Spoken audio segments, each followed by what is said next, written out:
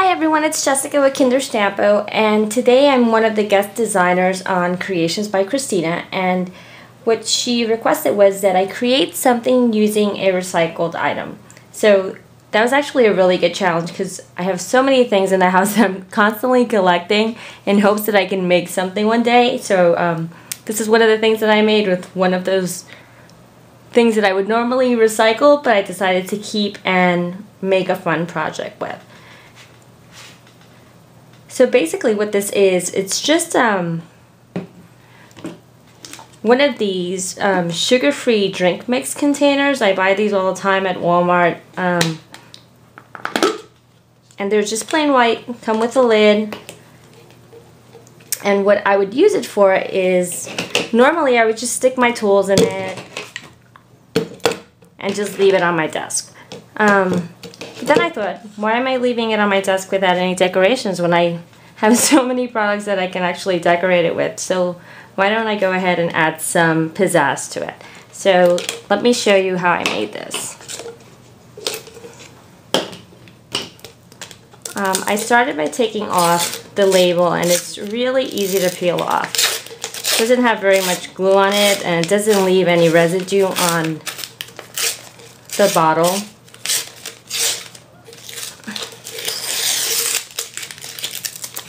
And this is basically what it looks like without any of the advertisement. I took a piece of paper, and this is 6.5 by 8.5. And it's a Fiber Scraps Easy Walnut Inks Tints Paper Collection Moss Verdigris. And it's a really nice paper because it already comes with the look of distress. You don't really need to do very much to it. For this purpose, I just cut it out and I'm going to use it as is. So I started by taking a piece of Scotch double-sided tape. I would use my ATG gun, but I find that this is a little more adhesive than the ATG, so I prefer to use this for this purpose. I put it along one side of it, and then I just adhere it to the bottle.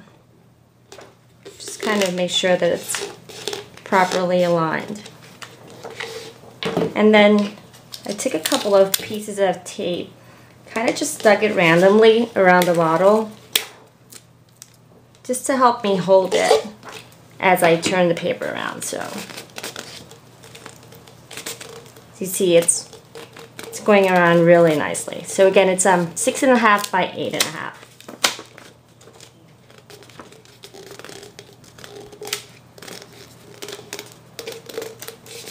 And then once you get to the end, you just put some tape on this end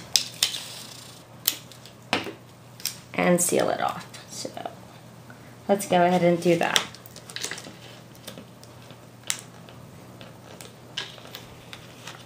Oh, I forgot. I was supposed to put the stamp on first. So let me just take it off really quick and do that.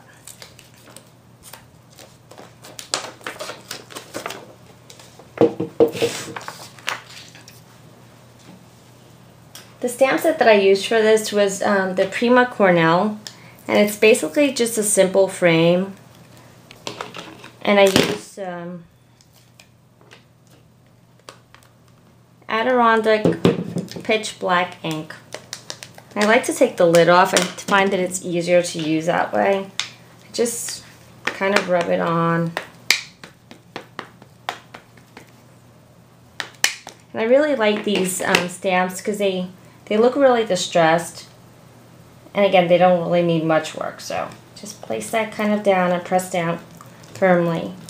Make sure that it fills all the areas on the paper. Okay, so there goes that. And let's just go ahead and put it back on.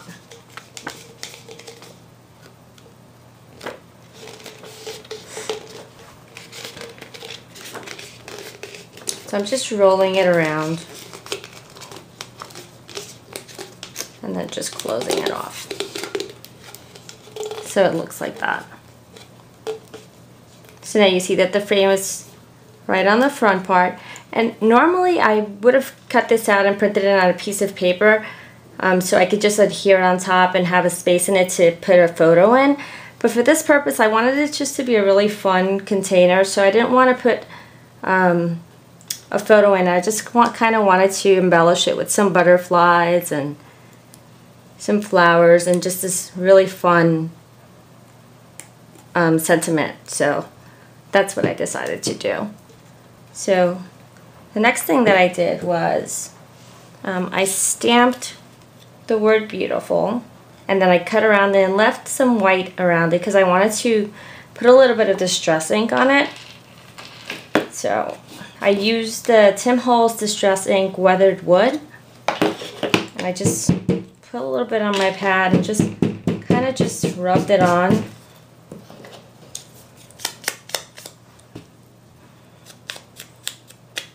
So it gave it a little grungy look.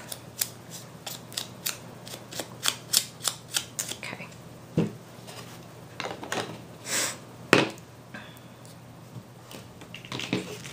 Then I took some pop-ups, and I like buying this one because it gives me the freedom to kind of choose how much I want to use, and I can cut it out myself rather than just using the size that comes standard in some of the packages.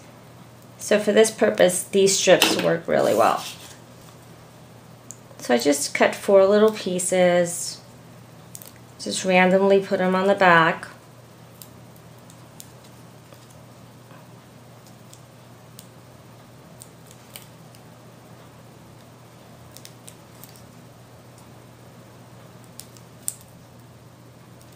Okay. And then I just put it on the bottom of the frame. So I was just careful to make sure that it goes perfectly around. So there we go. So that's kind of what it looks like next. The next thing I did was I took 2 of these flowers. These are hydrangeas by Prima. And I just discovered this really cool glue. It's called Helmer's 450 Quick Adhesive Glue, and it works really, really well for this purpose. Isn't it fun when you get ink all over your hands? That's alright, I'll clean it up later. So I just put a little drop of this here, and this glue is really, really good. It's kind of rubbery, so it holds really well. And I put 1 flower and just one a little bit lower than there. So there's 2 flowers right on the upper left-hand corner of the frame. Then I took some of these, they're 1/2-inch flowers from the from the Tags Boxes and More Cricut cut. And I put another little dab of glue. Okay, I've been using this a lot, so it's kind of running out. I folded the flowers so they kind of look like they're sticking up a little, and I put it right in the middle.